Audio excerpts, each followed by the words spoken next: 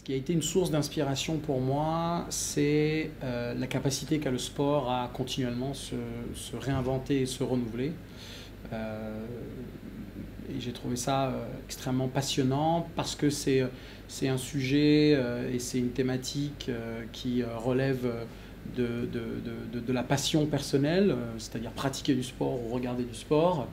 mais en même temps, ça fait appel à toutes les techniques de marketing, à la vision économique et désormais de plus en plus à la dimension technologique. Donc j'ai trouvé ça, moi, personnellement,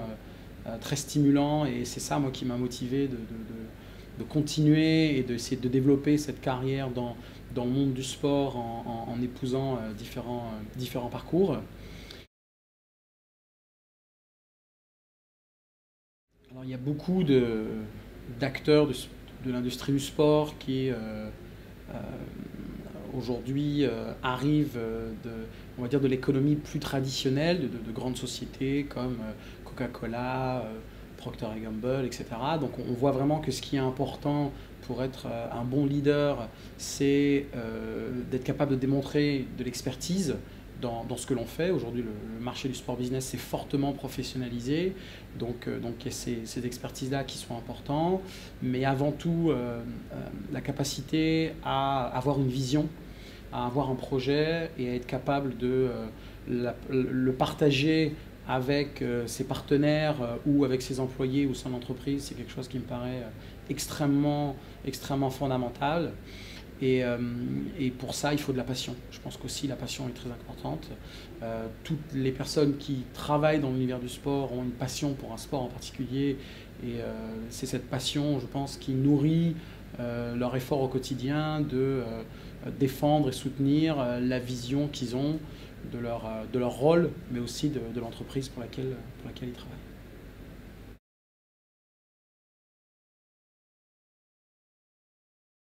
Le conseil qui me paraît le plus important, c'est vraiment d'entretenir son réseau. Le monde du sport, à l'image d'autres secteurs niches, comme la mode ou la musique ou le cinéma, sont des mondes relativement petits où les places sont chères. Et il est extrêmement important de penser très tôt à développer un réseau de relations à l'intérieur de cette industrie, que ce soit d'anciens maîtres de stage, des rencontres, d'anciens étudiants, etc. Parce que c'est souvent par ces biais-là qu'on découvre des offres d'emploi, des annonces, des opportunités de collaboration qui font qu'on va déboucher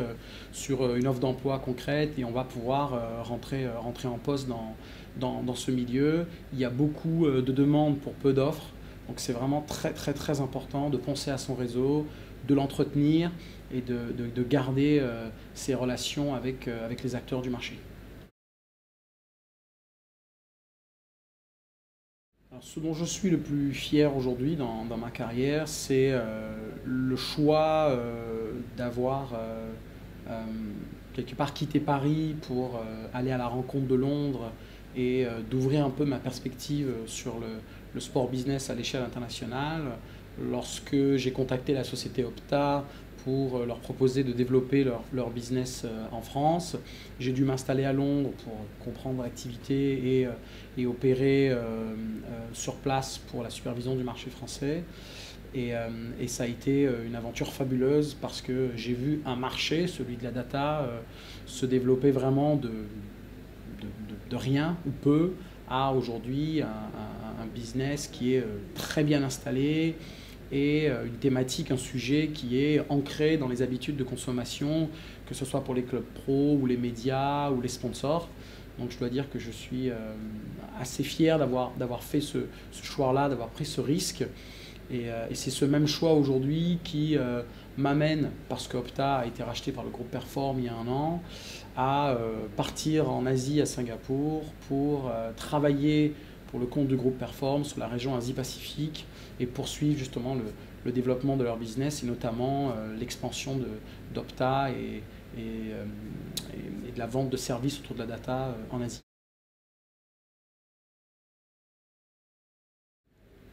Alors une des personnes que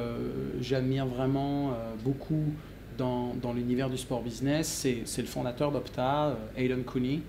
qui il y a plus de 12 ans maintenant a eu cette vision que la data serait un jour un élément clé de la consommation du sport, alors que les Américains étaient très installés sur ce sujet depuis très longtemps. Et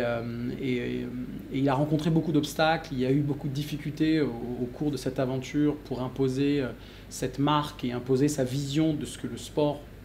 dans les médias pouvait être dans le futur et aussi dans le sport professionnel. Et aujourd'hui, 12 ans après, Opta a été racheté par le groupe Perform pour une somme considérable. C'est une marque qui est mondialement connue, qui fournit désormais les datas officielles de la Première Ligue, de la Bundesliga, de l'Eredivisie en Hollande, donc qui est vraiment extrêmement bien installé sur son marché. Et je trouve assez formidable ce qu'il a réussi à réaliser, c'est-à-dire avoir cette vision, avoir rencontré les challenges, avoir réussi à surmonter les obstacles pour créer cette marque de nulle part et changer quelque part la manière dont les fans consomment le sport, ce qui pour moi est